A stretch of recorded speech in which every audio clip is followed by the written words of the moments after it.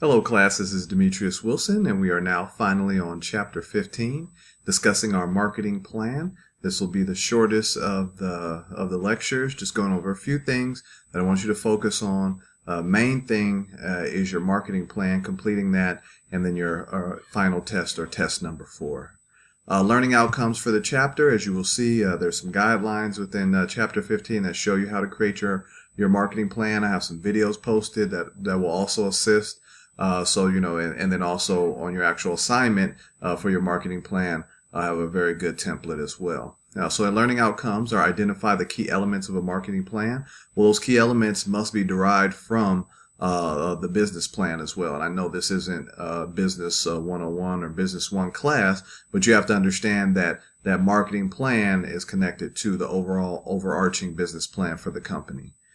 Present a marketing plan. So like I said, I'll give you guys, or you've already been provided a template, and you have to know and understand how to present that template, how to present a palatable PowerPoint presentation. And there's some tips at the end of this lecture and also in the book about that as well.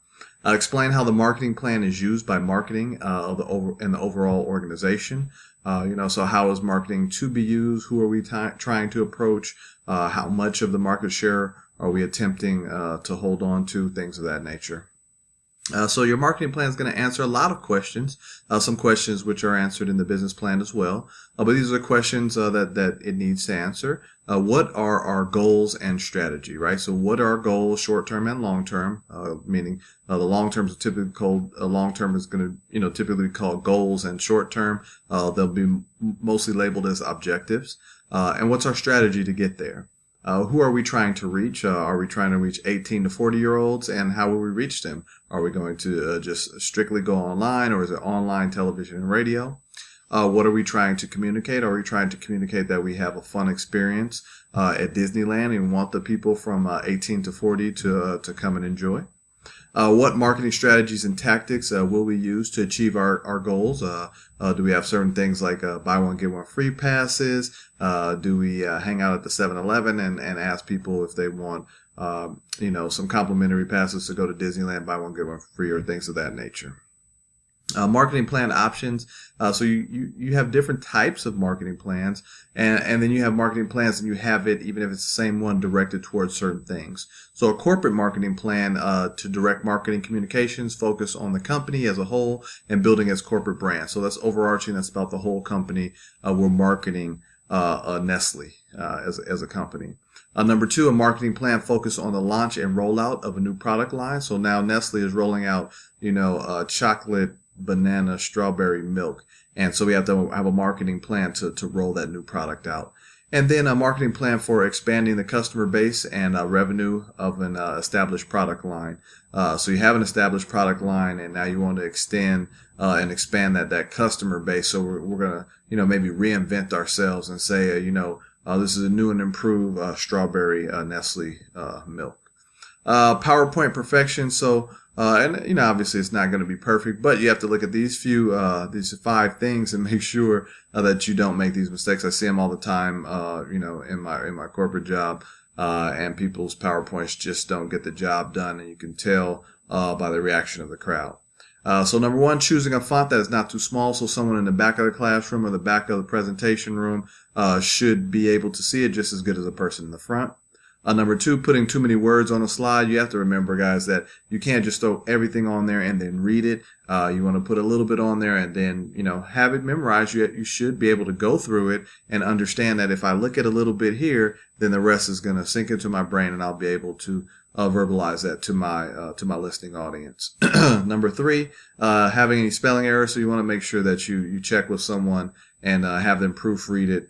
Because it happens all the time. I've seen very important presentations where someone, caught typos.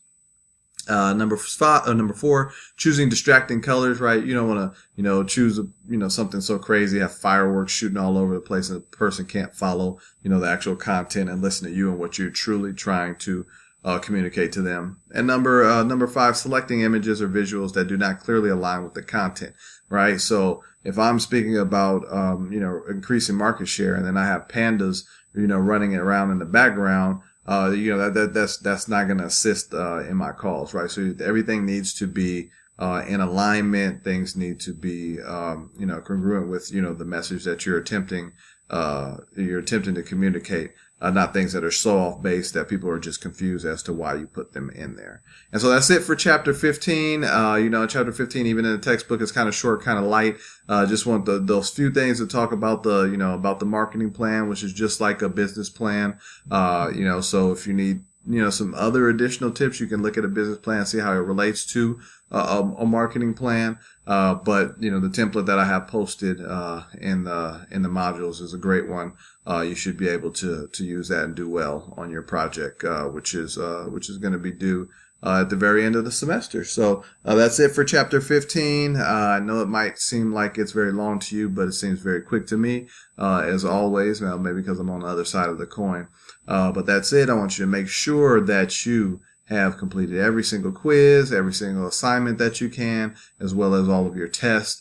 If you have any problems or concerns, please feel free to email me. If you have anything that you need to discuss, you need to get it done before the semester is over, not scrambling right before or after it is. So as always, I want you guys to all have a good day and a great week.